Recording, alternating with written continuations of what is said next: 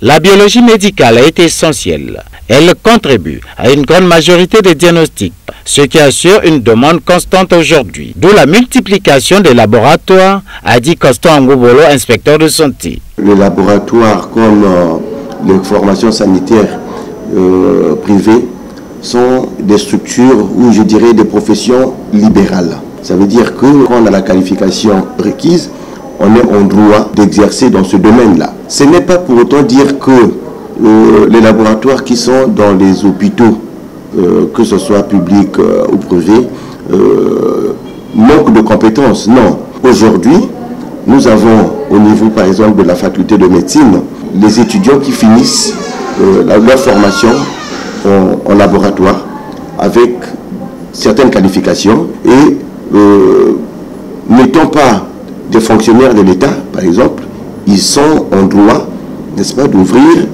des laboratoires privés. Ce domaine est de nos jours l'objet de l'expansion accélérée des laboratoires et les contours sont les suivants. Il peut arriver que d'un laboratoire à un autre, qu'il y ait des spécificités. Parce que quand vous citez les laboratoires, par exemple, des grands hôpitaux, il y a des examens qui ne sont pas pratiqués dans ces laboratoires-là. Aujourd'hui, par exemple, sans faire la publicité de certains laboratoires, mais il y a des laboratoires privés qui font des tests de paternité, par exemple. Mais ça, vous ne trouverez pas dans un laboratoire d'un hôpital de public, par exemple. L'imagerie médicale permet d'obtenir des images de l'intérieur du corps humain pour aider au diagnostic, au suivi et au traitement des maladies, a laissé entendre David Dedama, inspecteur de santé. L'échographie montre l'image d'une manière bien spécifique, alors que vous pouvez même voir des mouvements, des sons, par exemple au niveau de l'échographie, que le scanner ne peut pas déceler. Au niveau de l'escanner, on ne peut pas voir les mouvements, on ne peut pas écouter les sons.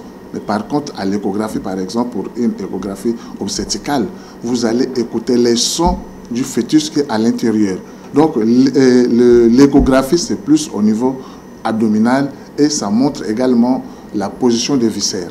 L'importance des laboratoires est avérée. Nonobstant la multiplication constatée et le diagnostic précoce et précis de l'imagerie médicale.